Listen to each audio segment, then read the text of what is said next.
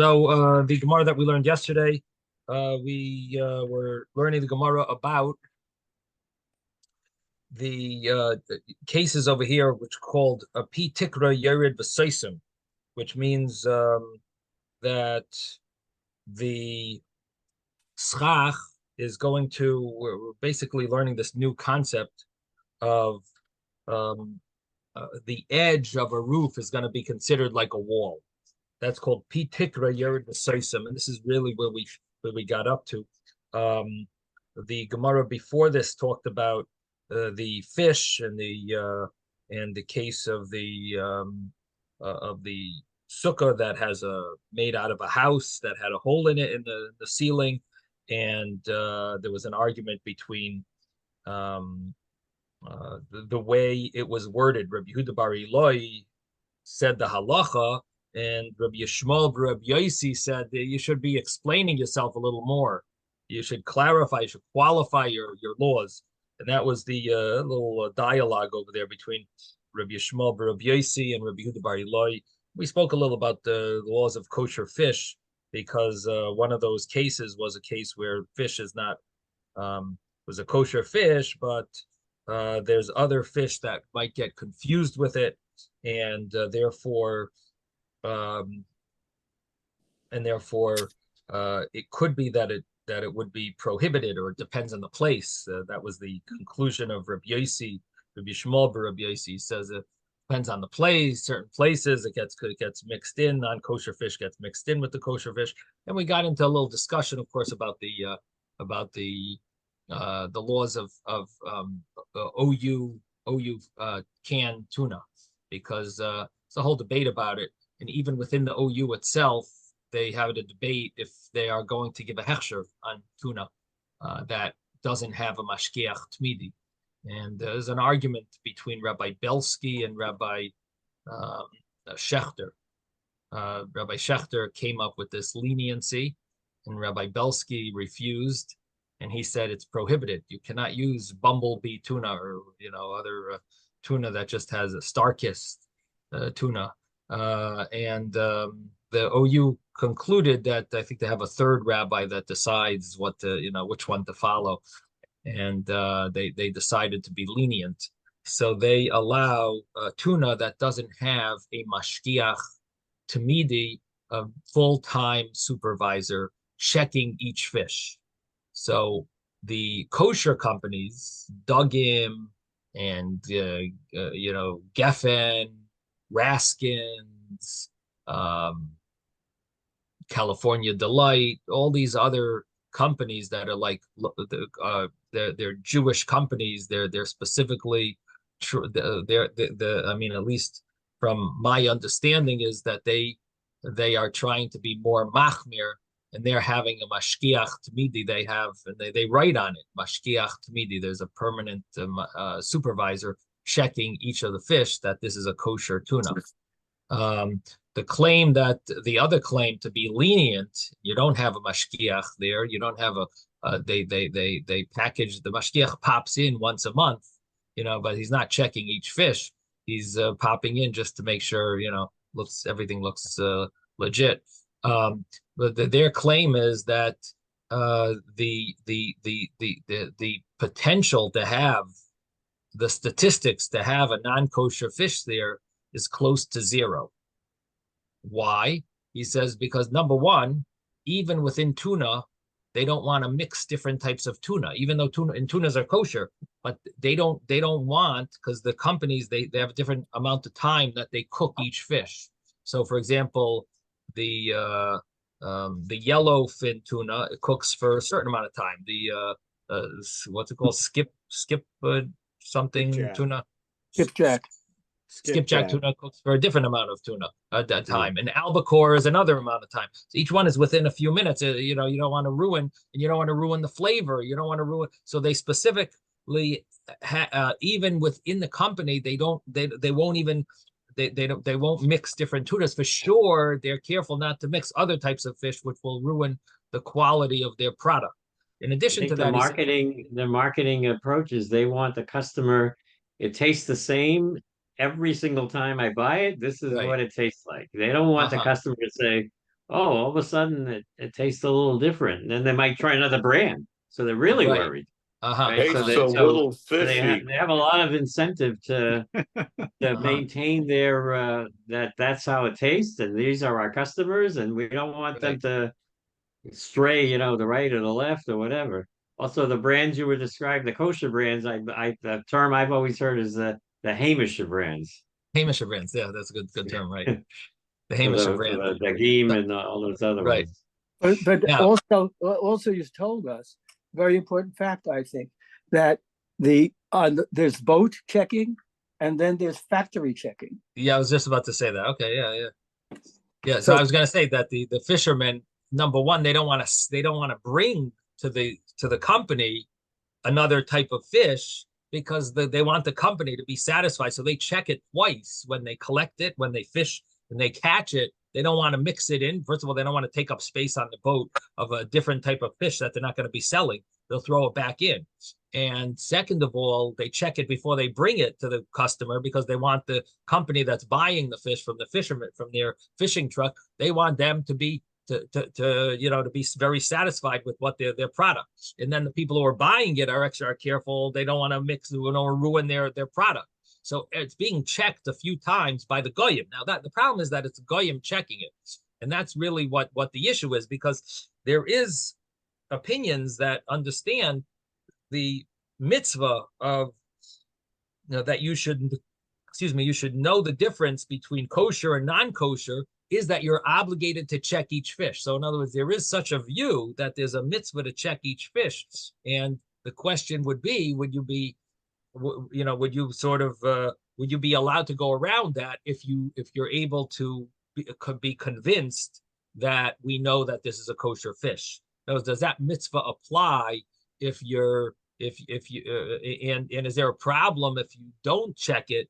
Is it considered that it's possible that the fish is not kosher? So anyway, this is the debate that they had, and of course they bring different proofs. And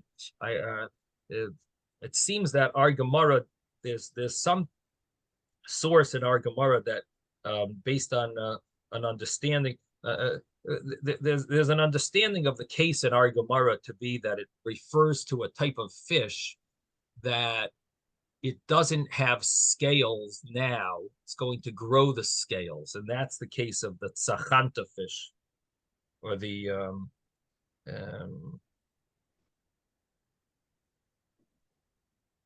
Rabbi, one second. It's the our Gemara mentioned two fish, the avrumi and the tzachanta, right? So so there is such an understanding that the tzachanta fish is this fish that doesn't have scales, and that's why you'll get confused and it'll get mixed up. And in any event, they see from our Gemara this possibility that it's that if you know that the fish is kosher, you would be allowed to eat it, even though you didn't check it, even though you didn't see the scales, but you know that you can tell what type of fish it is, and therefore you should be allowed to rely on that. So that's what they want to rely on and give their hechsher. The OU gives their hechsher on those type of other companies that don't have a mashgiach checking each fish. Anyway, so Rebbe, is there no concept like with milk that the government is inspecting?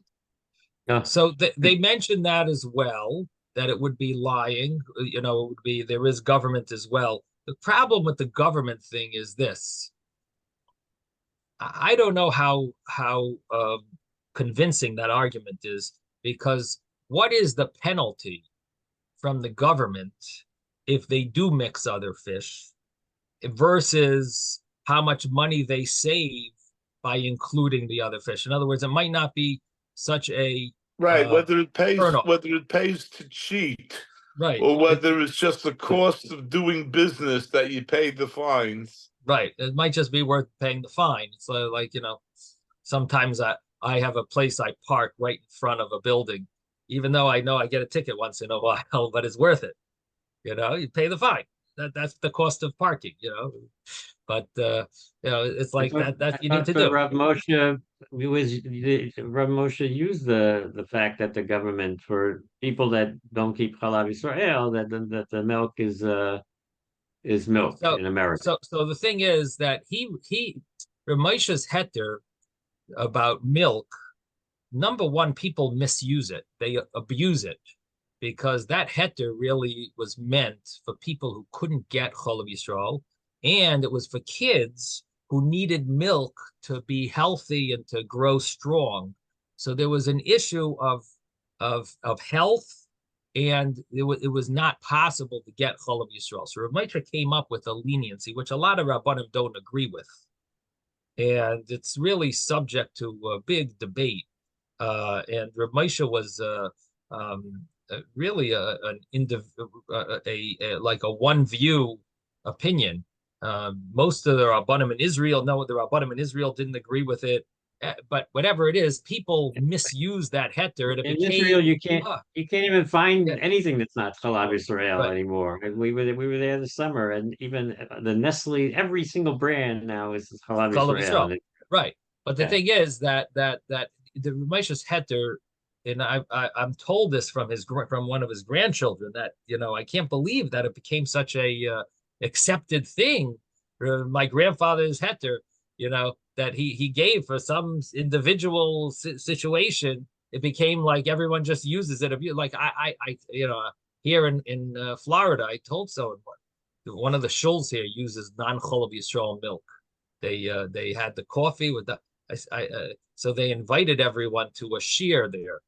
So there was some Rav came there was some shiur that they were giving, I don't know, whatever it was. I went there and I was like shocked. I said, you're in Florida. We have Cholav Yisrael milk. Every single store, even Publix, sells Cholav Yisrael milk and Winn-Dixie. Besides all the kosher stores, it's very available. Everyone goes all the time to any of these stores to pick up Cholav Yisrael. And you're inviting people to a shiur to come. You're inviting the community, and you can't put Cholav Yisrael milk over here by your coffee. I was, I thought it was a little. Besides the fact that the whole leniency of Cholav, but it's surprising because, like, even in Flatbush, guess what? There's a lot of people that don't keep Cholav Yisrael. How easy in Flatbush is it to get Cholav Yisrael milk? I don't know but probably hard to find non-Cholav Yisrael milk in Flatbush. It's mean, way easier than trying to get non-Chalav Yisrael. You got a lot of Rabbi, cows. go out of You got your a way lot to of cows in Borough Park. Right. Yeah. Rabbi, So, a few years ago, I was in Yerushalayim. David, let me just conclude my thought, and we'll come to you. So I just wanted to conclude my thought. So my thought was, and in answering Victor's question about the non, so Rav Moshe has a heter about cholav stam, he calls it. He made a new term, cholav stam. It's not so clear that it's. So he gave a leniency, and people misuse it, but fine, that's a leniency about milk. Rav Moshe, when it comes to fish, he disagreed with this leniency here of the OU. Rav Moshe held you have to have every tuna has to be checked. So this leniency doesn't follow, even though you could use his same way of thinking regarding the concept of the government and so on. But nevertheless, he holds that there's a mitzvah to check each fish. And if I understand correctly, that it's brought down from him that you would need it to be a mashgiach to midi for fish. Now it would make sense because the sick people and the children don't need fish; they need milk. But they don't. They'll get by without. They can get by without fish, tuna fish, and maybe, can. Yeah. So then, so with regard to his leniency about the milk, this other claim is a question on his leniency about the question of what is the penalty for having a non-kosher milk, mixing it in. Is the penalty so severe that someone wouldn't do it? Not really. Supposedly, it's not. They never check, or it's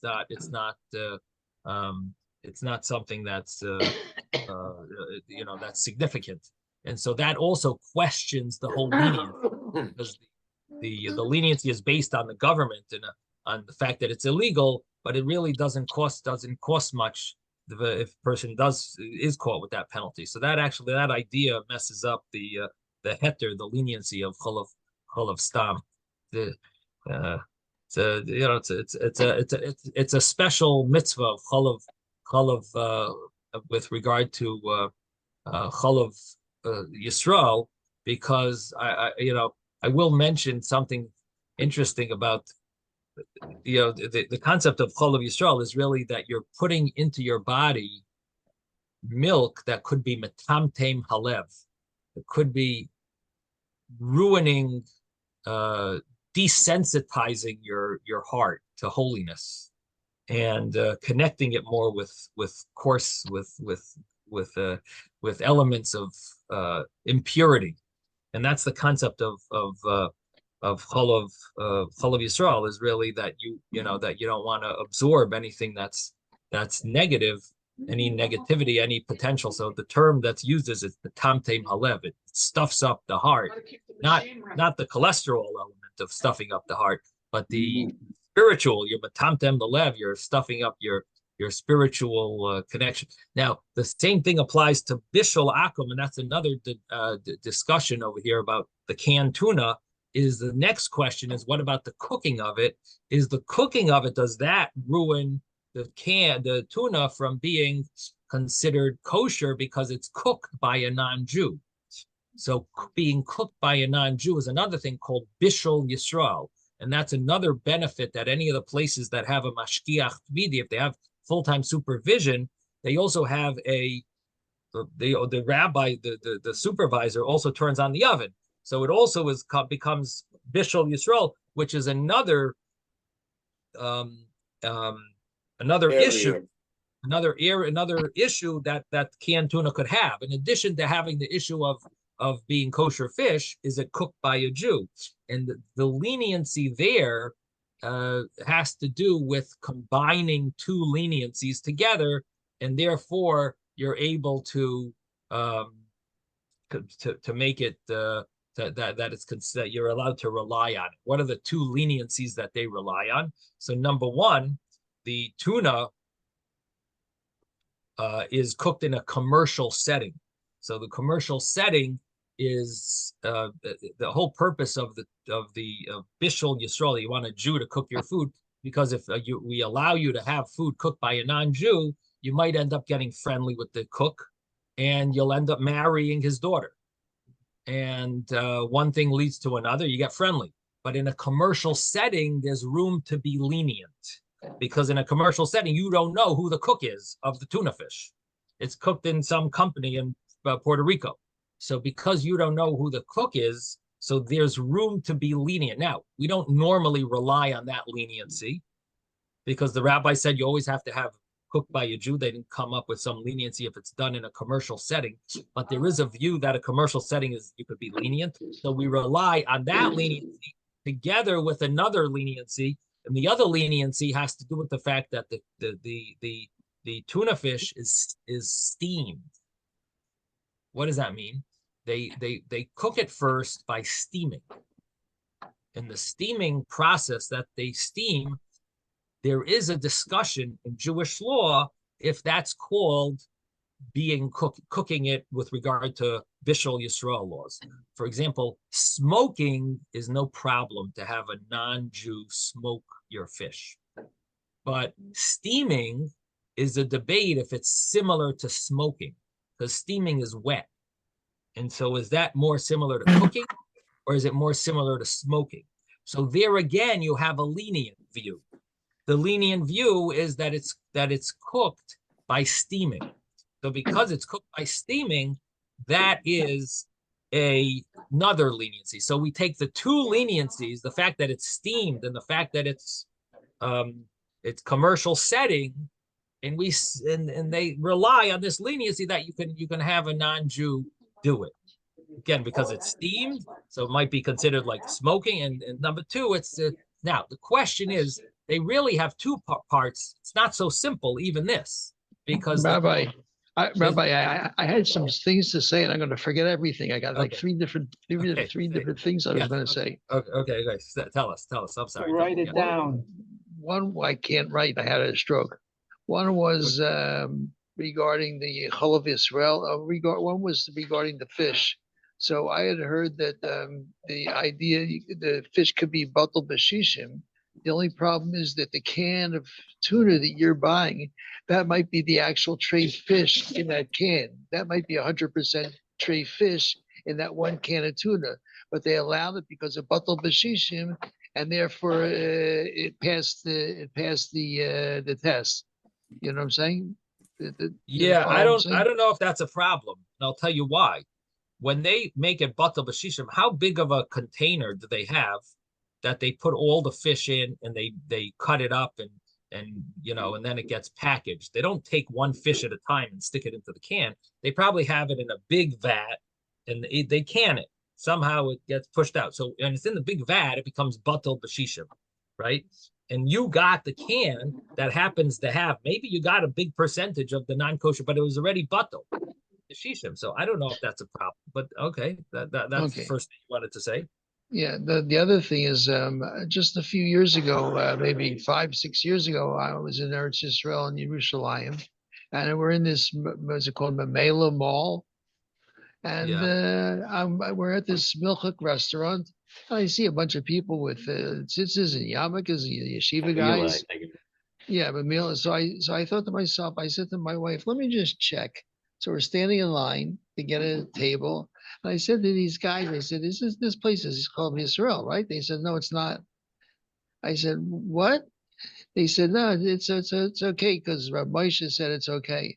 I said, there's Chalav Yisrael restaurants within 50 yards of this, and we're in Yerushalayim, and Chalav Yisrael is available all over the place.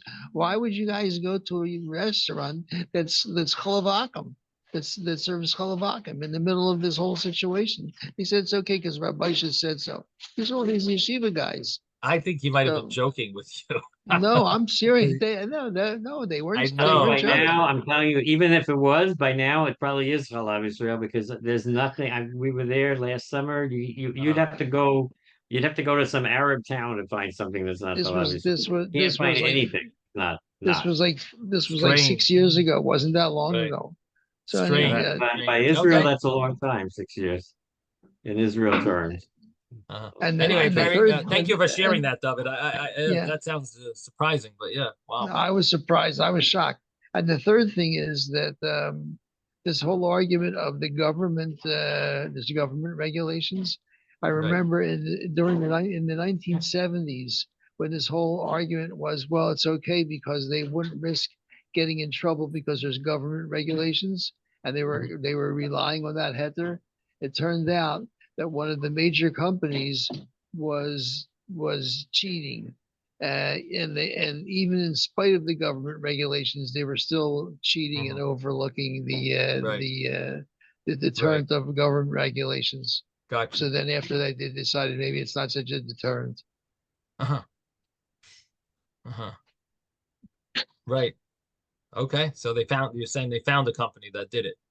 That was Yeah. care. One of the biggest, care. one of the biggest companies in the country. Right. So, okay, thank you, David, for sharing those points. I was just going to say one last thing, and that is that even with the cooking process with the fish, it's not as simple as it sounds because the canned tuna does go through two cookings. One is before it's canned, and one is after it's canned. So if the steaming that's done before they can it, that steaming, if it's edible after it, that would mean that the steaming, you could say, well, the steaming is done, it's steamed the way it's cooked, and that way it's not a problem with bishul akum because it's steamed and it's edible. But if you want to say that after the steaming, it's not really edible, and it's only edible after the final cooking in the can, which it's heated up to a very high temperature in order for it not to have any germs or bacteria. So when that cooking that's done in the can, if that's the main cooking, then you wouldn't be able to rely on this leniency of the steaming leniency, which is a leniency in the first place. You wouldn't even be able to rely on it if that steaming, if you want to consider it inedible after that steaming, so it still needs to be cooked to be edible.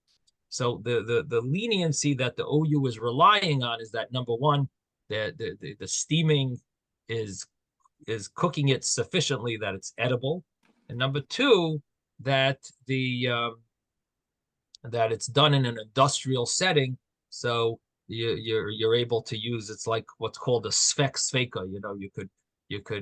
You have these two leniencies that together, so there's reason to allow it.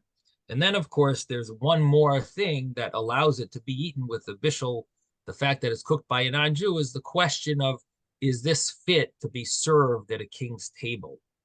And that also is subject to a big debate. Is this considered something special? So a tuna steak is a very expensive steak if you have it at a fancy restaurant. But a can of tuna, if you look at the actual item, that wouldn't be something that they would serve at a big banquet, at a big the king's table, so to speak. But if it's if you look at the concept of tuna, not at the actual can, then you would say that maybe it should be Bishul Yisrael, that you can't rely on the fact, you can't use this leniency, the fact that it's a can, because tuna itself is considered like this, especially like albacore, which is probably like a more fancier steak or something like that. It's like a more fancier cut, or maybe it's a different type of fish or whatever. I don't know. But the point is that tuna steak is an expensive item. It's a fancy item that's served at restaurants and seemingly would be served at a king's table. So those are some of the leniencies about the fish that some people rely on, some people don't. And it connects to our Gemara because we're talking about these kosher fish, and do you have to check each one? Okay, so now we have the Gemara that we're up to, and this is the Gemara about Hi Tikra Yerid B'Soisim. I'm going to start at the beginning of the Gemara again, which is the bottom of 18a. Itmar, it's 2 lines up from the bottom.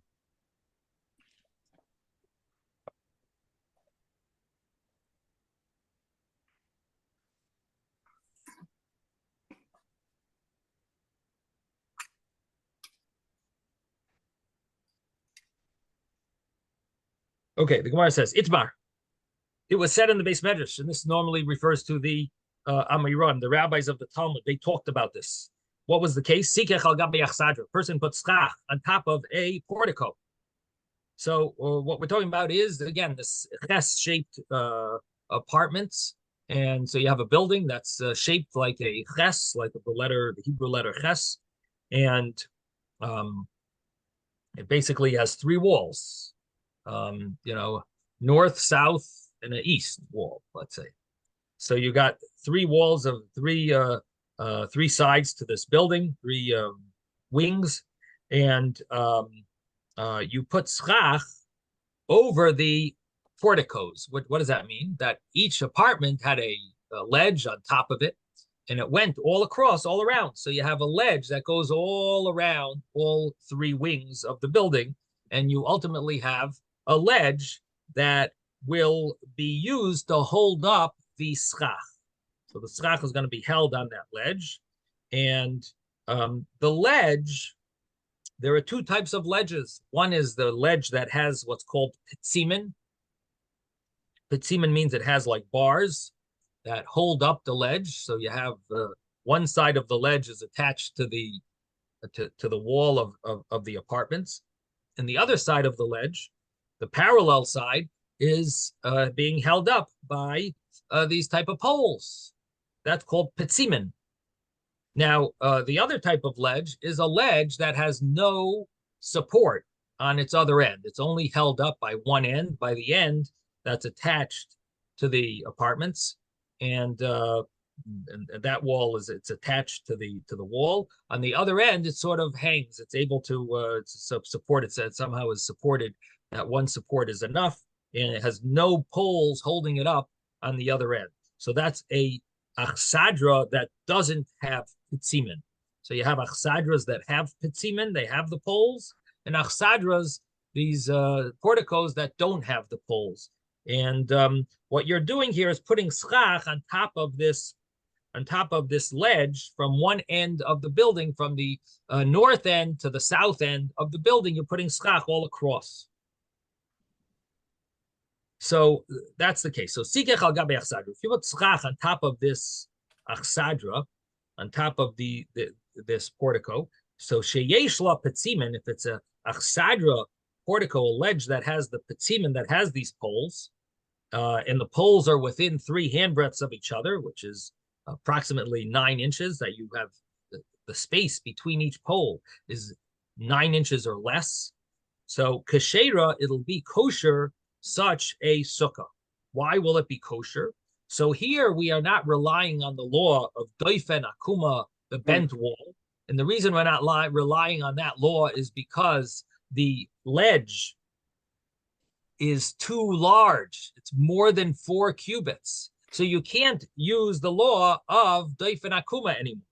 But because you have petzimen poles, we can consider those poles a wall around your sukkah, and it'll ultimately be 3 walls because you've got 3 walls of these poles. You have the north, the south, and the east wall all covered. The west wall is the entrance. There's nothing there.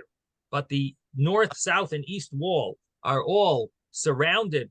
They're all surrounded with this ledge that's held up by poles, and the poles can be considered a wall, a solid wall, even though there is empty space in the middle because of the law called Lavud. Lavud allows anything within 3 handbreadths, 9 point something inches, 9 point something inches will make it is the limit of the law of Lavud. Anything 9 inches or less would be considered kosher, would be considered Lavud, would be attached, and it's considered a 3 solid walls. So if it has petzimen, you've got 3 walls, and you got schach on top. So it's sheira, it's kosher. Ein lo petzimen, if it doesn't have these poles. So here you have an argument between Abaye and Rava. Abaye Amar Ksheira, Abaye says it's kosher. Rava Amar Psula, Rava says it's invalid. So Abaye says this is good. What do you mean it's good? It has no poles, and it's more than 4 cubits. How could this be good? So the understanding is, as the Gemara explained, yes, Ezra. The ledge that comes out from the wall Yeah, is how big is this ledge? more than 4 cubits. Okay. And now if you have the petzimin that are holding it up, basically it's the equivalent of having moved the wall into the sukkah.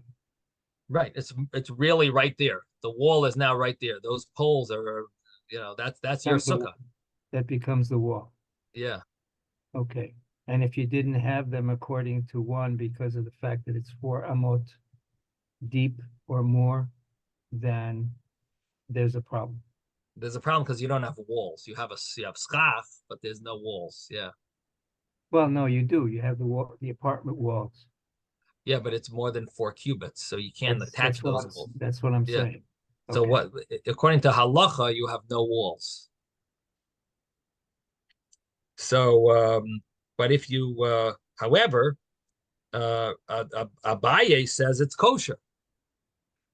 Now, so he's going to come up with some new concept that we have not heard until now, and that is that we're going to say that the edge of the portico of the ledge is considered a wall. It goes down. Ki tikra, the edge of the roof is yored v'soisein.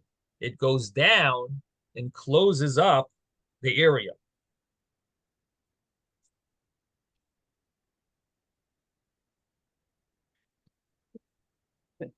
Pitika is the mouth, is the mouth.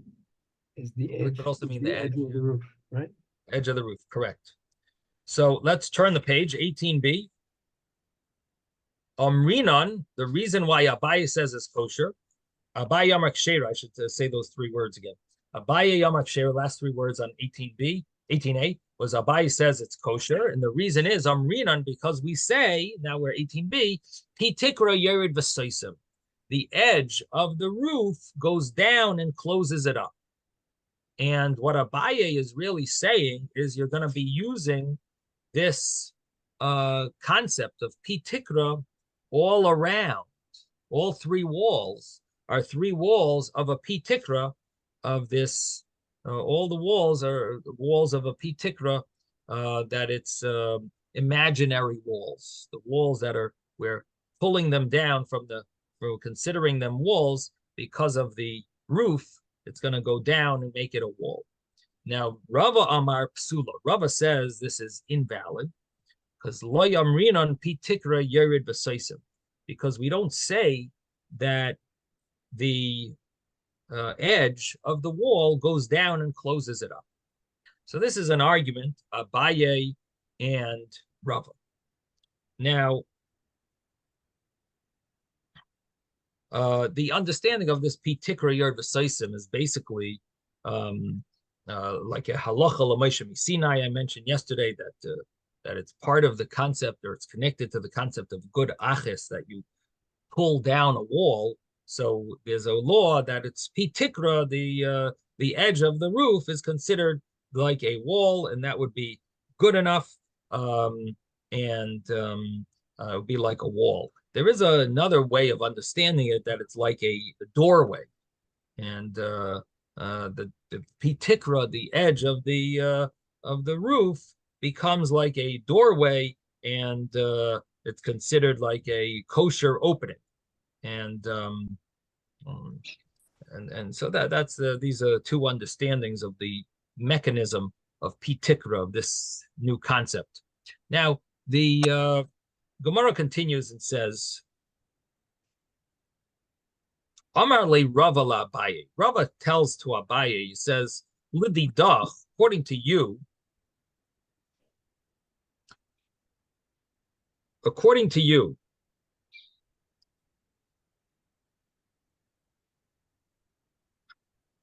Amrit, that you say, Pitik or Yerd V'Saisim, that you hold of this law, that it goes down and is considered like a wall, Afilu Hivches Doifin Emtsoi.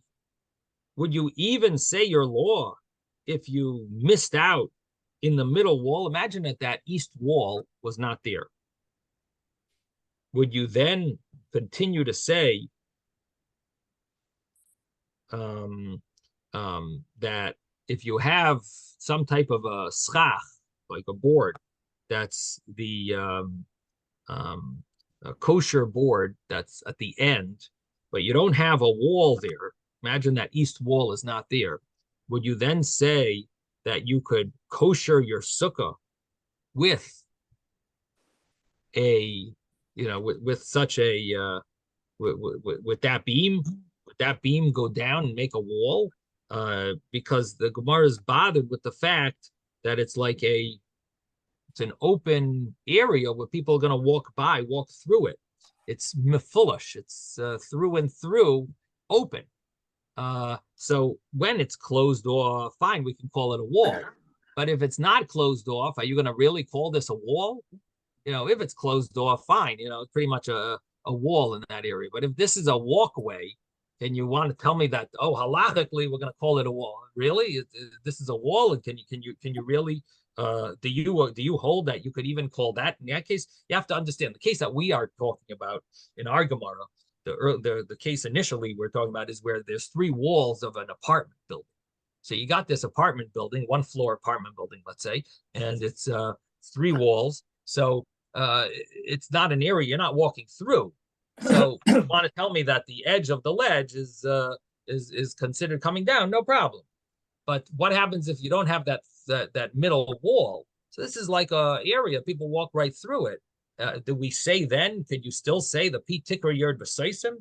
So here Abaye says that Amar le. So he says to him, Moidina lach ba'ahi. I agree to you in that case. The havale kamavoi hamafulish, that is considered like an alleyway that's open through and through, and it's meant for people to take shortcuts and to walk through. And therefore, I am not going to say my law in that type of case. So that's this is the dialogue of Rava and Abaye. Now the Gemara says, Rabbi, question. Yeah. I mean, the way you presented it in the beginning, you said that there are pillars that go all the way around all three sides. Right. So how can Rava even bring up this point, Ah, because there's which two is a cases. problem? I'll tell you why. Because there were two cases. One case was there's pillars all around, and one case is that there's no pillars. Ein lo petzimin.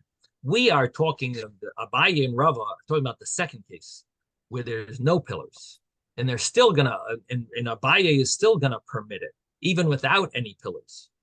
So if you look back in the Gemara, look back on page 18. No, I understand now that you're Right. clarifying that we're talking about the second case. Yeah. That's fine. So now how does Abaye permit it. Abaye, Permit it. permit it? When Yeah. he just said that, okay, I agree to your case, and so therefore I won't say my law for this particular case. So the case that he's agreeing to is not a case where there's three walls of the apartment building with ledges on top. That's not the case where he's admitting to Rava. He's admitting to Rava where you have two strips of apartments, and one parallel to each other.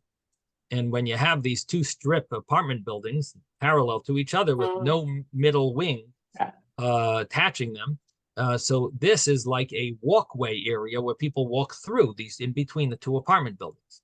And if you put schach in between those two buildings from one ledge to the other ledge opposite it, and then you want to use one of those ledges to be considered a wall and make your three-walled sukkah and rely on the law of pi tikra yerd v'seisim, like Abaye claims he holds of, Rava says, are you going to, in that case, you're also going to say pi tikra, you'll also say your law? That case does, people clearly use as a walkway. If there's a third building in the middle that connects the two, that's where Abaye clearly speaks of. Does he also speak of a case where there's no third building that's attaching the other two apartment buildings? If you don't have that building, will he also say his law there? And here Abaye says, no, that I agree with you. That's clear. People use it to walk through. Everyone's walking that area. I'm not going to that's not a case where the halacha is pi tikra yerd v'seisa, we're calling it a wall. What happens? That loses it. Yeah. What happens if over the walkway at the very end where there is a ledge, okay, and between the walkway and each one of the walls on the sides, you have enough to create lavud. And so therefore, in between where the walkway, you can claim there's a door. So why can't you claim all of that forms one sukkah where you have lavud coming into the door on the back side of the walkway? Do you understand what I'm saying? No. Yeah. How many walls does this sukkah have? The case that you're talking about? How many? How is it an apartment building? There is an unsupported ledge all the way around. Okay. Okay, three walls. Three walls. Okay, but there's a walkway that goes all the way through and goes under the ledge to wherever it is. Oh, like there's a little break somewhere there. There's a little break. Yeah, that you can call the door. You can Uh-huh. call the door to the sukkah.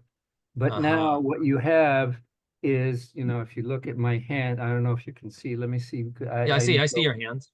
Okay, so if you have it like this, Yeah. all right, and then it turns in so that you have a little bit of a portion that forms lavud on either side. Uh-huh. Okay, so that for all intents and purposes, you have a third wall with a door with lavud on either side to the door, to what amounts to as the door of the walk that's formed by the walkway. Why can't you call that and then use Abaye's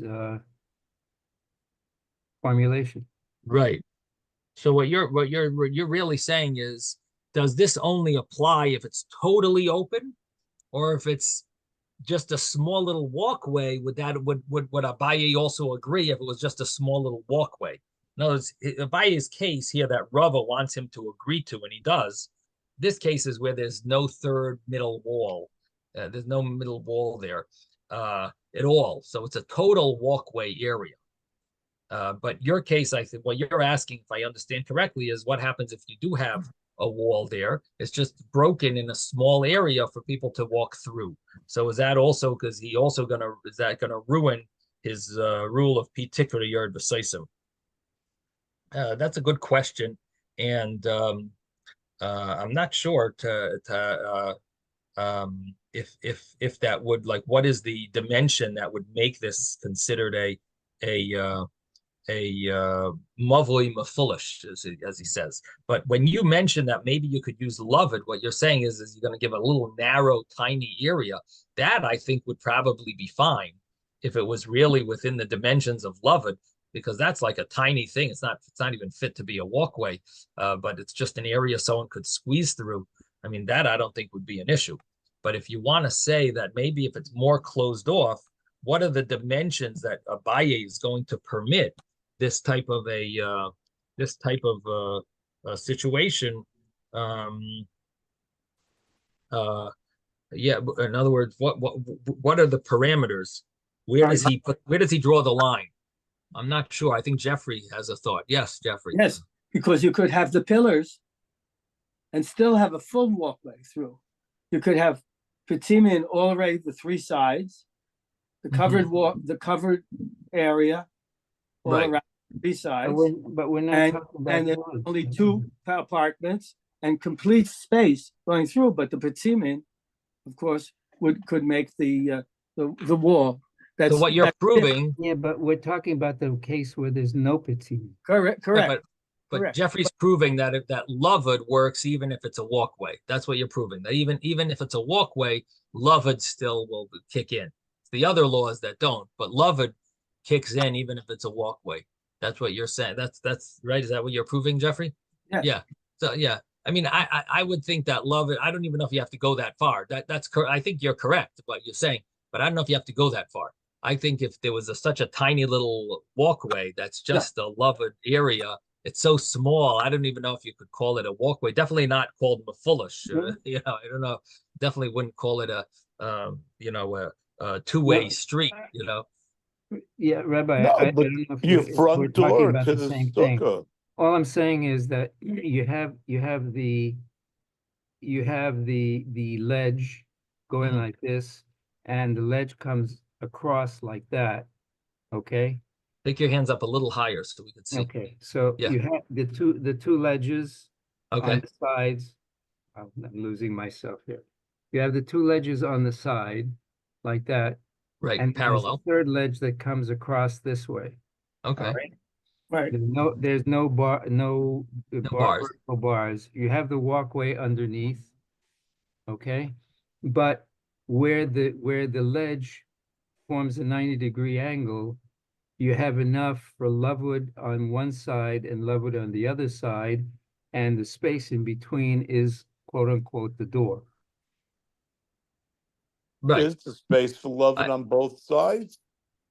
Yes. I So- mean, the ledge doesn't have to go all the way across the, Right. to the walkway. So what you're saying, I guess you're saying a different case. You're saying it's only two buildings parallel. There's Right. there's no middle building at all. It's No. totally open. But what you're doing is making a small walkway for someone who wants to walk and saying, walk in that path.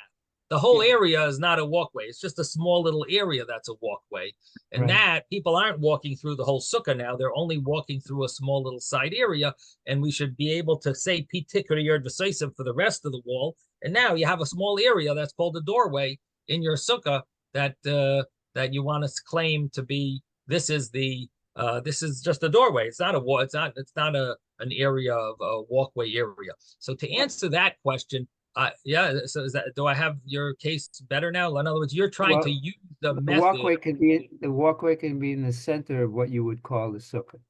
Okay, or it could be the center, and you're delineating that area by putting some type of poles, making it like this is the doorway in, this is the doorway out. No. The only thing that's there is the walkway itself. It delineates itself.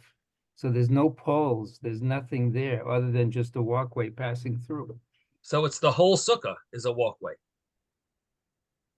No, I mean, normally what you would do in our case is you would put concrete in the middle to represent the walkway. The other part doesn't have to be, it Okay, doesn't so have to be concreted. It could be, it could Okay. be So regular it's the dirt, whatever. concrete is what's making it a walkway, Yes. basically.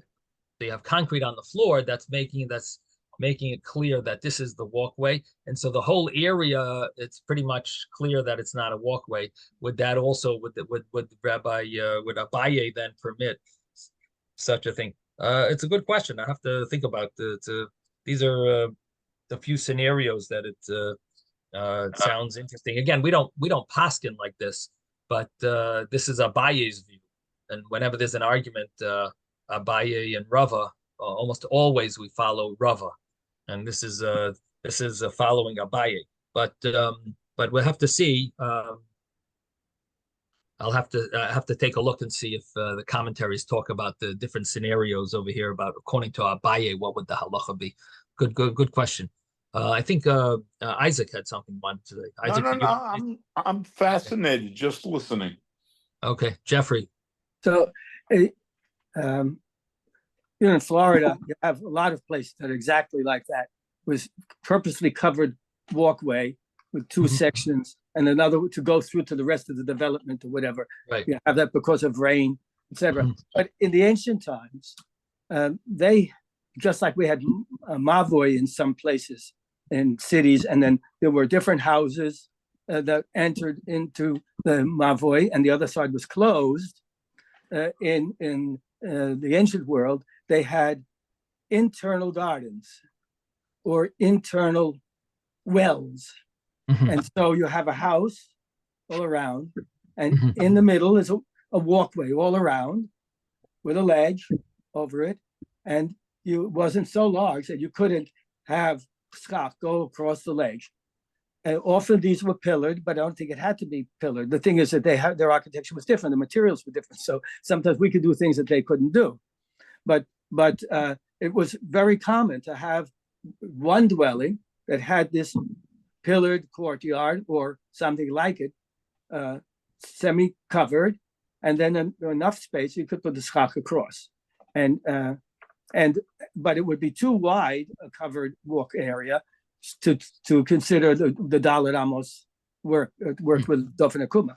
So it was a very common thing to have that structure. Right. And I think even later on in the Mediterranean area, people, in order to have privacy but still have air and a place to walk that's outside, you have this kind of construction. So probably it's a very good question, because of the commonality of it. Gotcha. Okay. All right. Yeah. So we'll it's an interesting question, especially because Abaye's opinion in general is a very complicated view. Number one, because of the next Gemara, which we'll see, which doesn't seem to fit so smoothly with Abaye. And number two, the fact that where do you draw the line? When is it considered a walkway, a public walkway? When isn't it? And as you're both coming up with these scenarios where it seems like you could say, well, maybe it's not a public fair, it's not a thoroughfare, it's not an area where people are walking through. There's a special designated area where people walk through. Okay, so anyway, definitely a good question. We'll have to look into Abaye's opinion. The next little piece mentions another argument between two earlier Amoraim, two earlier Talmudic rabbis. So we have the Talmudic rabbis of our Gemara was Abaye and Rava, and the earlier rabbis are Rav and Shmuel. And the Gemara is going to say these arguments seem very similar. It sounds like Abaye and Rava are following an argument that was said much earlier on by Rav and Shmuel. Also rabbinic, also Talmudic rabbis from Talmud. Well, they're also in the same era, so to speak, in the same time of the rabbinic writings of the Gemara, but much earlier on. All Amoraim. Amoraim is the term. Yes, They're all Amoraim. Okay. Amoraim. So the Gemara says here, Lema, let's say Abaye v'Rava Abaye and Rava, but Palukta, the Rav Shmuel Kamifli. Abaye and Rava are arguing in the argument of Rav and Shmuel. And again, let's just remember what we said. Rav is the opinion that it is prohibited. You don't use pitikra. And Rava is the opinion that you don't use pitikra. And Abaye is the opinion that you're lenient. Abaye here is very lenient. He says you could use this pitikra. The roof is going to be considered a whole wall. It has a roof, but we're considering it a whole wall. So when it says, let's say that's the argument of Rav and Shmuel. The Itmar. Because the itmar that they said in the Beis Medrash, the following had the following debate. Achsadra bebika, if you have an achsadra, this type of a portico in a bika in a valley, and basically a frame, I shouldn't say this type of portico because it's not exactly this type. It's a portico. What is a portico? It says it's in a field. Beacon is a field. Okay, but literally Bika means a valley. But you're right, a field, a valley, which basically means there's nothing around it. There's no buildings. And it's not next to any other walls. It's just this. It's really a frame of a sukkah. That's what it is. I have a picture. Yeah, I think anyone can picture this. This is not a complicated thing. It's all you have is a frame. You have 4 poles, and you have schach on top. All you got is a frame. Now, so this is achsadra in a bika. So there's no apartment building near it. Doesn't have ledges. That's all it is. It's an achsadra in this bika, in this valley, and of course you have schach on top, or some type of kosher boards or something to use as your schach. So it says Tosfos says has 2 walls. That's what I was going to show you the picture. Yeah. Well, the problem is that Tosfos here learns different than Rashi, and Rashi doesn't understand it to have any walls. We mimight go into Tosfos, but I didn't want to confuse people because Rashi seems to have his understanding here that it's without. There's a difference, Rashi and Tosfos here, but well, let's see if we're going to go into Tosfos. If we go into Tosfos, we'll ask you to put the picture up. But so the way Rashi learns it is achsadra bebika. You have this this frame of a sukkah with schach, and the question is, or actually, it doesn't. It's talking about Shabbos, so it doesn't. We're not worried about schach here. We're dealing with the laws of Shabbos. So Rav says mutter l'taltel b'kula. Rav holds you're allowed to carry it. You're allowed to carry in it because the amrinon pitikra yerd b'soisev, that the edge of the roof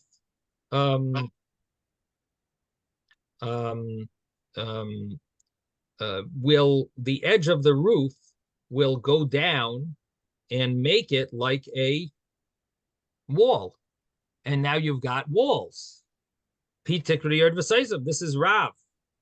Sounds very similar to our Gemara, Abaye, right? Abaye and our Gemara sounds follows this idea, right? That you can say this, the roof goes down and you're allowed to carry it. Shmuel Amar, and Shmuel says, Ein metaltalin ba ela b'dalet amos. Shmuel says you don't carry in it, only you can carry 4 cubits because that's the maximum a person would be allowed to carry without an Eruv. Would be 4 amos. After that, he's transgressing the laws of Shabbos. So you would have, you're not allowed to carry in this area, even though you have a frame you have a roof, and the edge of the roof should go down and make a wall. Nevertheless, because you don't say pitikra, therefore you don't have walls, and therefore you can't carry it. And that is the opinion of Shmuel. So Shmuel is more machmir. He says more strict. He says you don't have walls, Ein metaltalim, but you can't carry in it. And he says, the loy amrina pi tikra yerd v'soisa, because we don't say that the edge of the roof goes down. And Rashi over here spells out clearly that we're talking about the reason is explained in Eruvin, that the four walls it doesn't have. But if it would have one wall, he would say that the other walls you would be allowed to pull down and consider them walls. So that's the way Rashi learns. And again, Rashi argues on Tosfos, as David wanted to mention Tosfos over here, but Rashi learns that there are no walls. If it would have one wall, then even the opinion of Rav, who Rav and Shmuel, both of them would allow you to pull down the other wall. Shmuel says you can't. We don't say that you could pull it down because it doesn't even have one wall. But if it would have one solid wall, Shmuel seemingly would agree that we would be able to pull down the other wall. So we're going to try to connect the two arguments, but my time is up here. So Metz Hashem tomorrow. Gesund, everyone. Thank you, Rabbi. Thank you, Rabbi. It's so nice to be back. And welcome back, Isaac. Yes. Thank you. Hey, Yeah. Welcome back.